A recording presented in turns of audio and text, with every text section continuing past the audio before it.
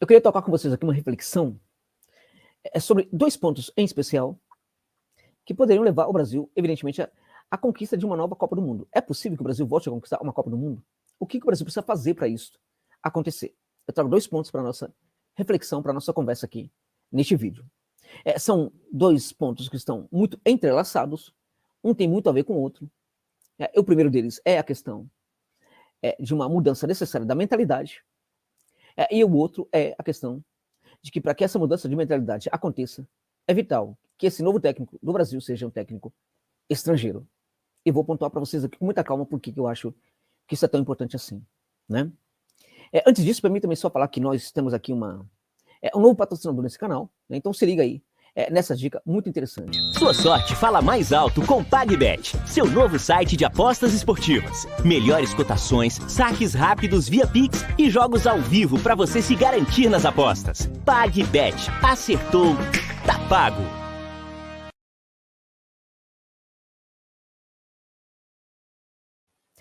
É isso mesmo, gente. A PagBet acertou, tá pago, né? A PagBet é uma casa de aposta nova, tem de tudo, tem aí tudo para ser a mais popular do Brasil.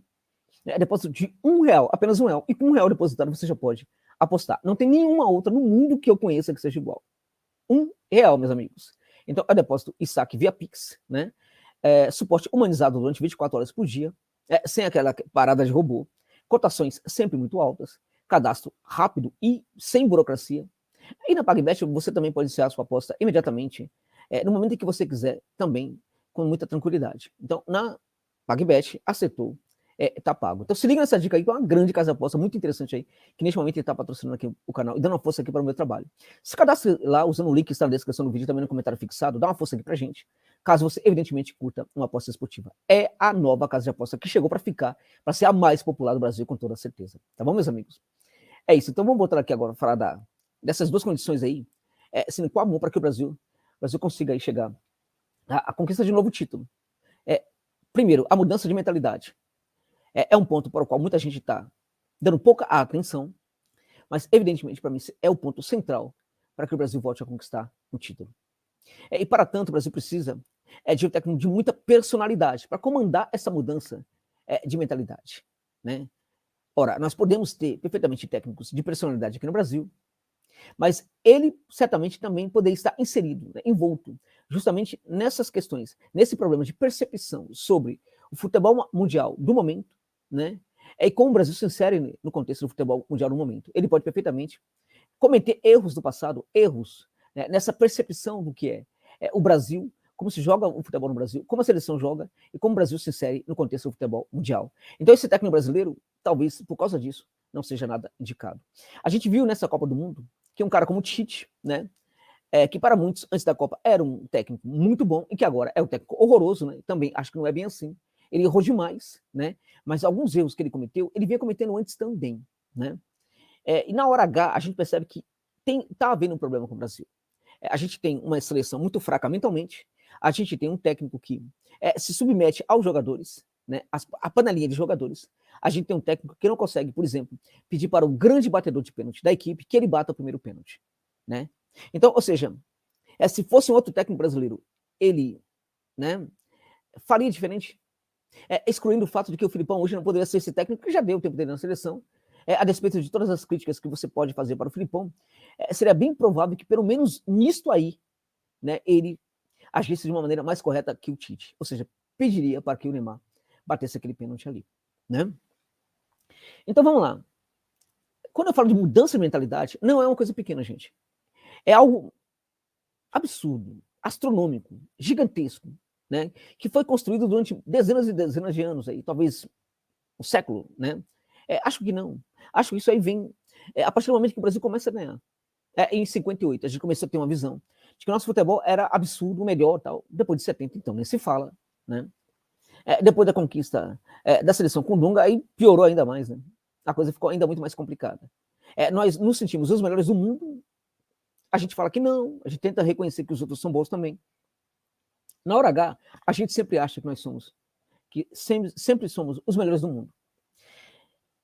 Um exemplo, a gente pode falar também do Tite, que é um cara muito voltado para lidar, para pensar em algumas questões, alguns processos, tal, para entender que o adversário pode trazer um jogo complicado para o Brasil, mas também a seleção do Tite não estudou a Croácia.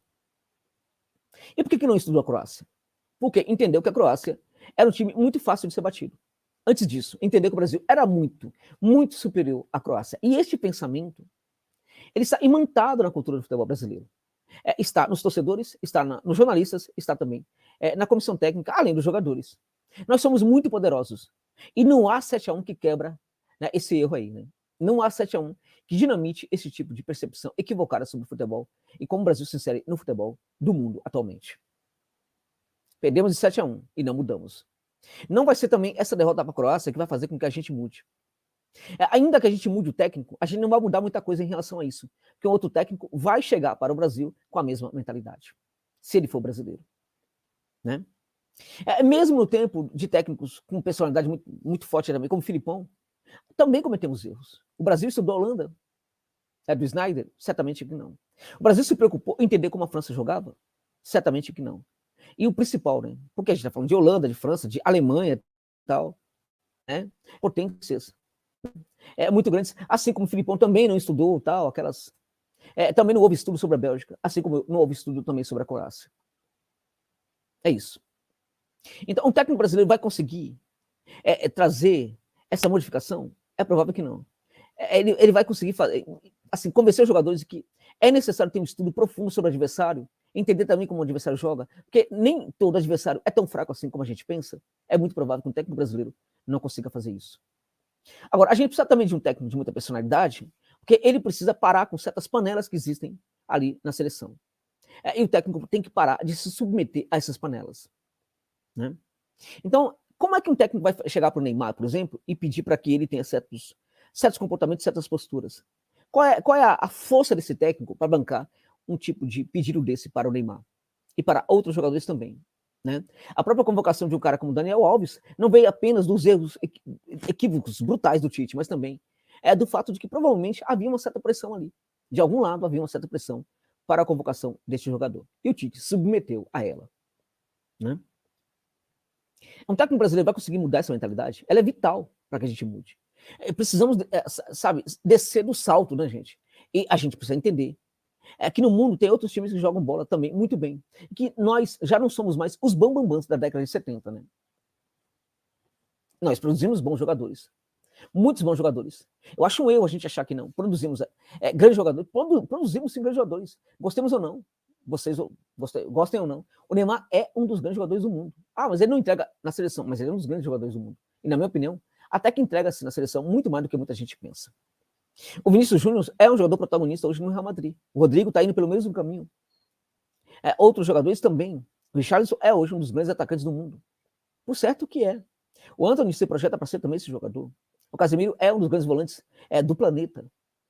Os nossos goleiros, gostemos deles ou não, são 3 goleiros de nível da primeira prateleira. Os defensores não foram, por exemplo, os piores nessa Copa. Então, o Brasil, não é que o Brasil seja um time ruim. Não é que o Brasil não tem talento. O problema do Brasil é a mentalidade. Com essa seleção, com o nível dessa seleção, se esses jogadores fossem de outro país, provavelmente esses jogadores poderiam ter sido campeão nessa Copa do Mundo, ou numa Copa do Mundo anterior. A questão é que eles vestem a camisa da Canarinho. E aí a mentalidade é complicada mesmo. Nós somos os melhores, não somos não. Né? Nós somos muito bons, mas outros também são. A gente precisa entender, ter humildade de entender aquilo que o rival pode apresentar para a gente como problema dentro do jogo. A gente não se importa hoje com isso, mas precisamos nos importar. Então a questão do técnico estrangeiro é que ele pode realmente, ele vai ter dificuldade para mudar essa mentalidade, mas eu acho que ele é vital. Pode ser que a gente contrate um técnico estrangeiro e não consiga. Contrate um outro e não consiga, e um terceiro pode ser que consiga. Contudo, pode ser que ele consiga fazer esse trabalho já no primeiro, desde o primeiro técnico estrangeiro chegando à seleção do Brasil. Agora, o fato é que, se é difícil para um técnico estrangeiro, muito pior vai ser para um técnico brasileiro. Né? Agora, também não pode ser qualquer técnico estrangeiro. Tem que ser um cara, por exemplo, de personalidade muito forte, que não gosta, por exemplo, de panelinha, como o Jorge Jesus, por exemplo. Você pode não gostar dele, mas ele é um perfil para essa seleção aí, e para mudar essa mentalidade. Né? Poderia ser um Bielsa, muitos podem também não gostar do Bielsa, mas é um cara para mudar essa mentalidade. Que é um cara, por exemplo, que é respeitado por qualquer jogador, apenas pela maneira como ele fala com o jogador. Né? Poderia ajudar muito a mudar essa mentalidade. Poderia ser um Galhardo, que é um técnico novo, de muita personalidade, de muita autoridade, que dificilmente seria desrespeitado pelos jogadores. Poderia, por exemplo, ser um Ancelotti, que é um cara que consegue, por exemplo, se preocupar muito com os adversários e fazer com que a sua equipe jogue muito também, né? Assim, eliminando, né, os problemas que o adversário coloca para sua equipe dentro de campo. É tudo que a seleção brasileira precisa. O Ancelotti é um desses grandes perfis de técnicos do mundo que poderia perfeitamente chegar na CBF hoje.